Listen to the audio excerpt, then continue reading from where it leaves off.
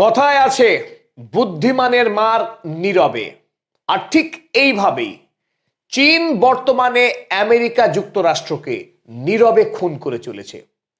America যুক্তরাষ্ট্রের অর্থনীতির দুটি দম্ভের স্তম্ভ, একটি পেট্রোডলার আর অপরটি সুইফট। চীন বর্তমানে আমেরিকার এই দুই দম্ভকেই নিঃশব্দে চূর্ণ করে চলেছে।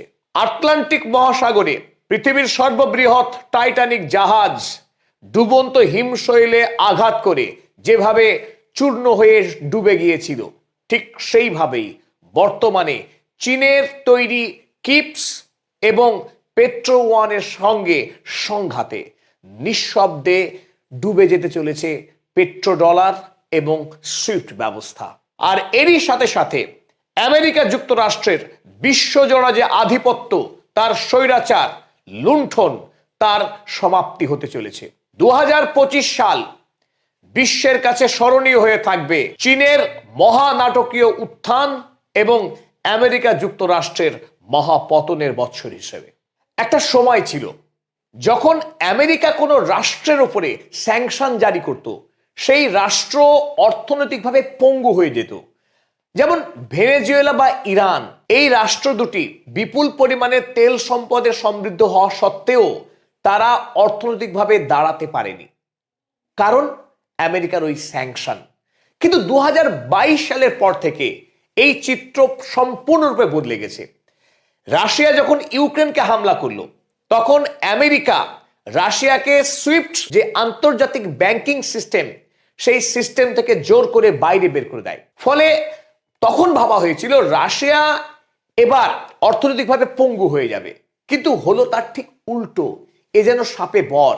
রাশিয়া এবং ইরান 2022 সালের পর থেকে ধারাবাহিকভাবে অর্থনৈতিক এবং সামরিক ক্ষেত্রে ব্যাপক উন্নতি করেছে। রহস্য কি? এর পশ্চাতে রয়েছে চীনের অভিনব সুইফটের যে বিকল্প ব্যাংকিং ব্যবস্থা কিপস। এই কিপসের কারণেই বর্তমানে আমেরিকা কোনোভাবেই চীনের অর্থনৈতিক প্রগতিকে আটকাতে পারছে না। এই যেন ঠিক অসম লড়াই চলছে। আমেরিকা যখন ওই মালগাড়ির মতো ধিক ধিক করে ক্রমশ এগোচ্ছে, তার পাশ দিয়েই রাজধানী এক্সপ্রেসের মতো চীনের কিপস ছুটে চলেছে একেবারে। আমেরিকা তার অর্থনৈতিক দম্ভে সে নিজেকে পৃথিবীর বাদশা মনে করত। একাধিক রাষ্ট্রের উপরে নির্বিচারে হামলা করা, অর্থনৈতিকভাবে শোষণ করা এবং যখন তখন ইচ্ছে মতো রাষ্ট্রগুলোর উপরে স্যাংশন লাগিয়ে দেওয়া। এই যে খেলা আমেরিকা খেলে আসছিল, সেই খেলা রাশিয়ার সঙ্গেও খেলেছিল।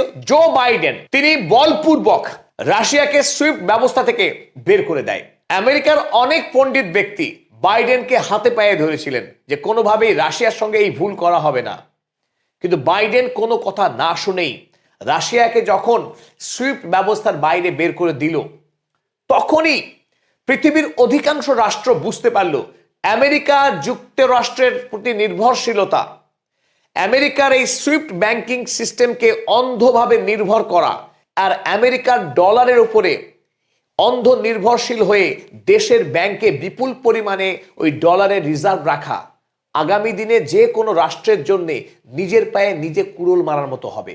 অর্থাৎ চাইলেই আমেরিকা সেই রাষ্ট্রকে ভিখারি বানিয়ে দিতে পারে। আর এই সময়ে যখন সকল রাষ্ট্র বুঝতে পারলো আমেরিকাকে কোনোভাবেই নির্ভর করা যায় না চোখ বন্ধ করে, কারণ আমেরিকাকে ভরসা করলে তাদের পতন অবশ্যম্ভাবী। আর ঠিক এই সময়ে চীন নিয়ে হাজির হলো কিপস। কিপস বর্তমানে আমেরিকার সুইফট ব্যবস্থার একটি শক্তিশালী নির্ভরযোগ্য বিকল্প হয়ে উঠেছে। আজকের এই ভিডিও প্রতিবেদনে আমরা তুলে ধরব চীন তার কিপস এই নতুন পেমেন্ট ব্যবস্থার মাধ্যমে আমেরিকার ডলার এবং সুইফটকে পেছনে ফেলে কোন গতিতে এবং কিভাবে পৃথিবীর বাণিজ্য বাদশা হতে যাচ্ছে। পদাতিক চ্যানেল সব সময় এগিয়ে থাকার চেষ্টা করে। এখনো পর্যন্ত কিপসের ওপরে চায়না কিভাবে পৃথিবীকে নেতৃত্ব দিচ্ছে অর্থনৈতিকভাবে, সেই বিষয়ে কোনো নির্ভরযোগ্য ভিডিও বাজারে নেই। পদাতিক চেষ্টা করছে আপনাদের সামনে সব সময় আপ টু ডেট তথ্য তুলে ধরার। আমরা যে আলোচনা করছিলাম যে বর্তমানে আমেরিকা যুক্তরাষ্ট্র সারা পৃথিবী ব্যাপী অর্থনৈতিক ক্ষেত্রে তার প্রশ্নাতীত যে আধিপত্য ছিল, সেই আধিপত্য ক্রমশ সংকুচিত হচ্ছে, খর্ব হচ্ছে। যে যাত্রা শুরু করেছিল আমেরিকা যুক্তরাষ্ট্র 1970-এর দশকে, 1971 সালে যখন ব্রেটন উড গোল্ড স্ট্যান্ডার্ডকে বন্ধ করে দেয় আমেরিকার রাষ্ট্রপতি নিক্সন, তখন সারা পৃথিবী জুড়ে ডলারের দাম পড়তে থাকে। অপরদিকে ইসরায়েলের সঙ্গে সৌদি আরবের যুদ্ধের ফলে বিশ্বজুড়ে তেলের আকাল শুরু হয়ে যায়। যখন পৃথিবী যন্ত্র নির্ভর, তেলই হচ্ছে একমাত্র চালিকা শক্তি, তেলের দাম হু হু করে বেড়ে যেতে শুরু করে এবং আমেরিকা তো তেলের ঘাটতি দেখা যায়। এই সময়ে তেলের সমস্যার সমাধান করতে এবং দাম পড়তে থাকা ডুবন্ত ডলারকে বাঁচাতে আমেরিকার তৎকালীন secretary to state Henry Kissinger একটি মারাত্মক ব্যবস্থা গ্রহণ করে। 1973 সাল এই হেনরি কিসিঞ্জার সৌদি বাদশাহ কিং ফয়সালের সঙ্গে গোপন চুক্তি করেন যে আমেরিকা সৌদি আরবকে এখন থেকে সমস্ত রকম সামরিক সুরক্ষা দেবে, বিনিময়ে সৌদি আরব কেবলমাত্র তেল বিক্রি করতে পারবে আমেরিকার মুদ্রা ডলারের মাধ্যমে। ফলে পৃথিবীতে যখন তেলের কাড়াকাড়ি শুরু হয়ে গেছে, তেল ছাড়া একটি দেশেরও কারখানা চাকা ঘুরবে না, এই অবস্থায় পৃথিবীর সমস্ত দেশ তারা চাইছে তেল কিনতে। আমেরিকা যুক্তরাষ্ট্র বলে দিল, তেল যদি কিনতে হয় তোমরা আমাদের যে ডলার, সেই ডলার তোমাদের দেশের ব্যাংকে মজুত করো।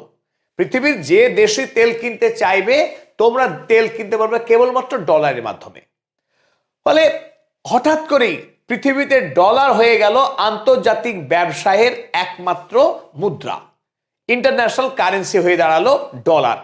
তাহলে ডলার যার হাতে, সে ইচ্ছে মতো তেল কিনতে পারবে, খাদ্য সামগ্রী যা তার দরকার হবে সমস্তটাই কিনতে পারবে, তার জন্য তার দরকার পড়বে শুধু ডলারের। এবার এই ডলার কিভাবে আদান প্রদান হবে? যদি ভারতবর্ষ সৌদি